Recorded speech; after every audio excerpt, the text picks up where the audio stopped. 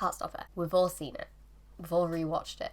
We've all rewatched it again, and then read the comics, and then rewatched it again, and then scoured the world for paper copies of the Nick and Charlie novella, and then rewatched it again, and then read Solitaire, and then rewatched it again. And that's okay. It's been a weird few weeks, but we've all been there, and we're going through it together. A few days ago, my mum got home from work and told me I'd be very jealous of her day because everybody she spoke to wanted to talk about Heartstopper. As a home-educated Open University student and remote working employee who only ever speaks to the same 4 people that I live with, yes, I was very, very jealous. And that brings us here. I want to talk about Heartstopper.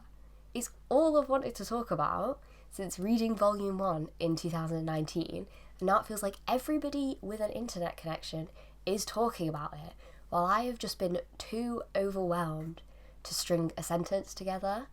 I've watched it over and over again, and I keep trying to put these thoughts into something coherent, and it is just not happening. The sheer number of thoughts I have about this show is unfortunately and incredibly predictably making coherence just impossible for me ever since the show has come out. There is just so many thoughts. I just have so many thoughts.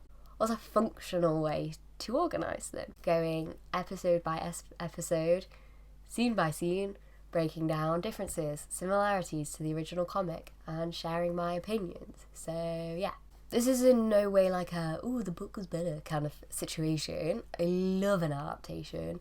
I love the way books or real world stories get like crafted for new media, new audiences. It's the kind of stuff I live for, especially with adaptations this close to the original source material. It's thrilling stuff to me. So I have a cold, and also my rats have chosen today to be their most active daytime I think they've ever had. If you listen closely, that's somebody eating pasta, and also somebody just fell off something. So there will be background noise. I will be nasally. So we start the comic with a panel of 2 birds. And we start the show with what? A bird's eye view. Coincidence? Probably. Do I appreciate it anyway? Yes, absolutely loved it. Instantly, what I also love is a change made for the show to have Charlie's character introduced in these opening shots, very smiley, walking down the corridor. And if you have an issue with my black and white printing, and then take it up with my printer. In the comic, our first sight of Charlie is here with Ben. In the show, this is a meeting where Ben changes his mind and they don't see each other till later. I think this works well to establish very quickly the dynamic of their relationship, as well as giving Charlie his moment to be the main character by being introduced in like a joyful individual state outside of relation to anybody else. He's chill, he's a guy on a mission, he knows what he's doing, he walks so fast down those corridors, I could never. We then have new form groups, shock, small changes here, originally a letter, a note on the hand. Again, show Charlie tends to appear happier, and the leaves are definitely in anxiety overdrive in the comic before this point. Now we get potentially the only change I really don't like, which is, why is the form tutor actively like, I don't care? It's my personal issue that I have no time for teachers that don't care, but a lot of shows do make that work. However, I don't feel like this character trope fits the tone of Heartstopper. I think it's an interesting choice to go for like a Derry Girl Sister Michael vibe for a character who only appears twice. I just think it's really out of place and does not fit the tone, especially so early on in the show. But look at this lovely happy man in the comics. He cares. He wants everyone to learn and have a good time. I'd come out to him. He looks like he loves love. And then we have the first look. Bam, bam, bam. Shot for shot. Perfection. Leaves flying. Rainbow lens flares at the ready. It is perfect.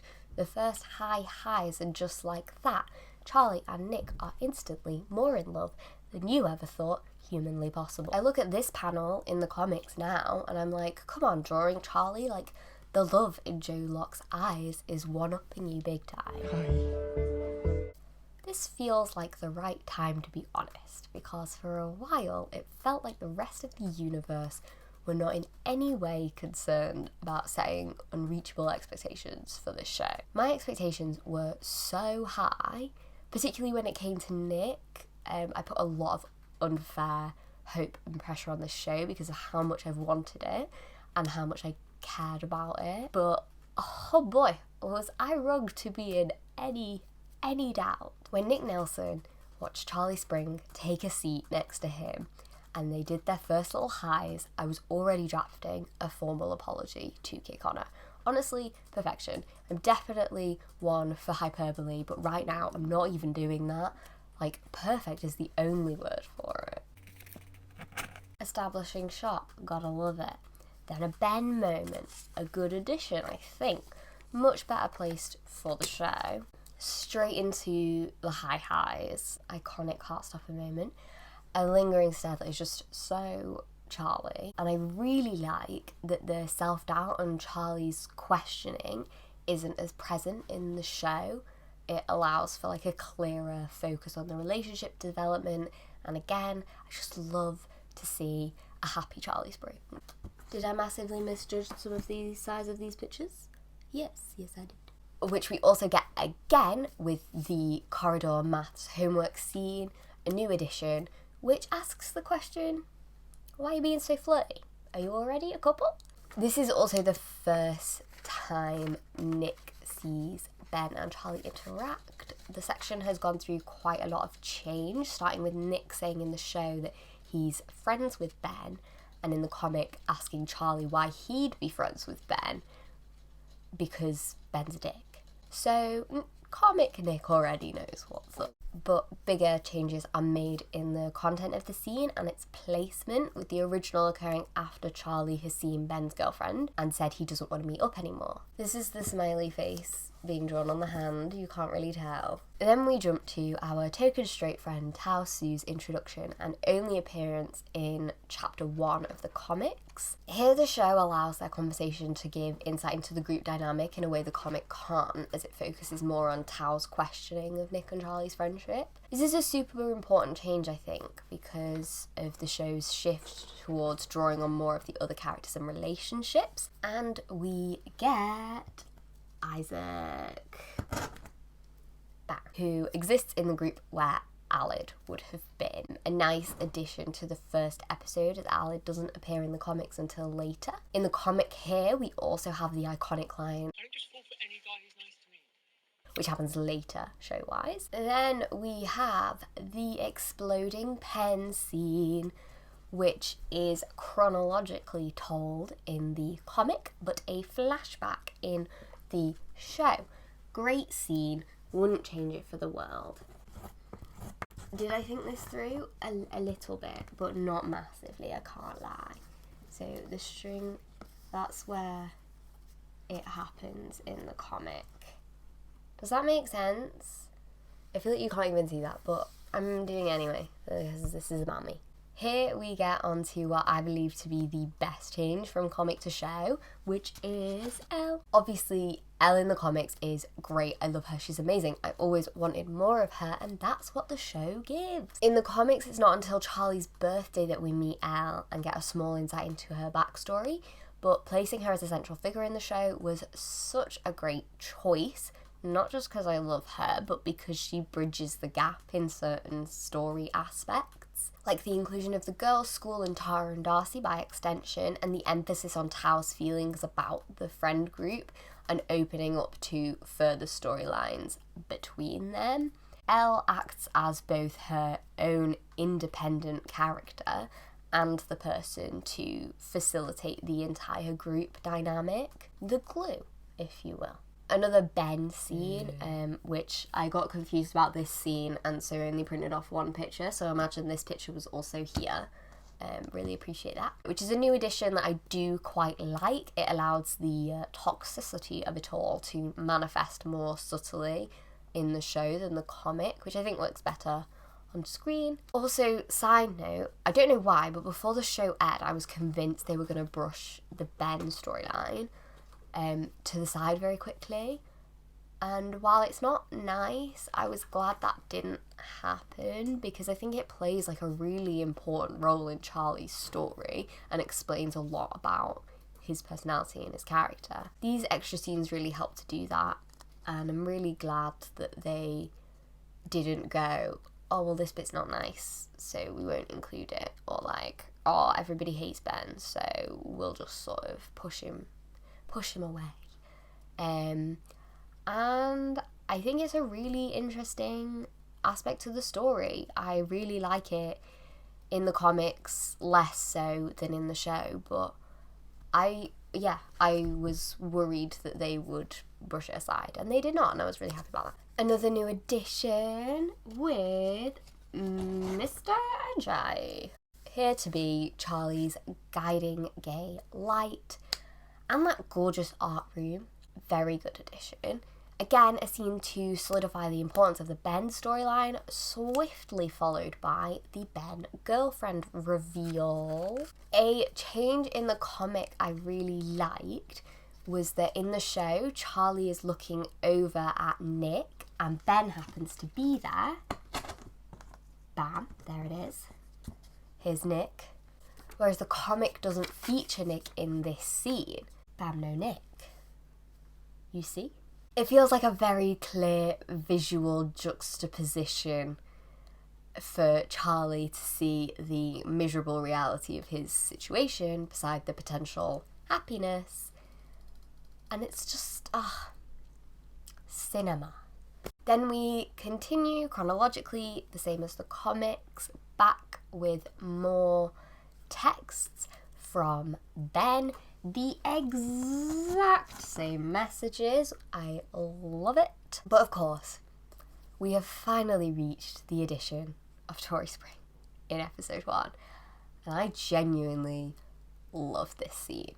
It is the perfect intro to her and the two of them together. She's perfect. And also, I love that Charlie has her support from early on in the show, the way that he does later on in the comic, if that makes sense. Then, of course, we've got our shot-for-shot Nick admiring Charlie scenes, though he is playing football in the show and hockey in the comic, which is an interesting change, but okay. Love it, though. Basically, shot-for-shot, line-for-line, and then we get another, basically, line-for-line scene when he goes to ask if he wants to join the rugby team.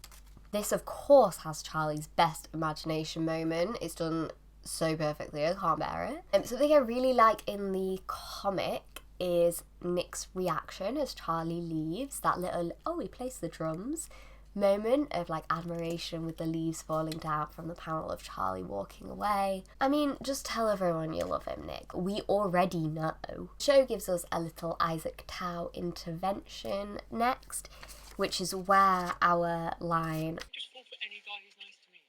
Comes into it. Then we get onto the changing room scene from Charlie's perspective. This is a change I like because it places us very much in the position of Charlie as he's walking into that room, whereas the comic does the opposite. I like both, but again, for screen, this is definitely better, I would say. Rugby, sports. She left long ago. It's all great. We love a montage and we love character development. Well done, Charlie.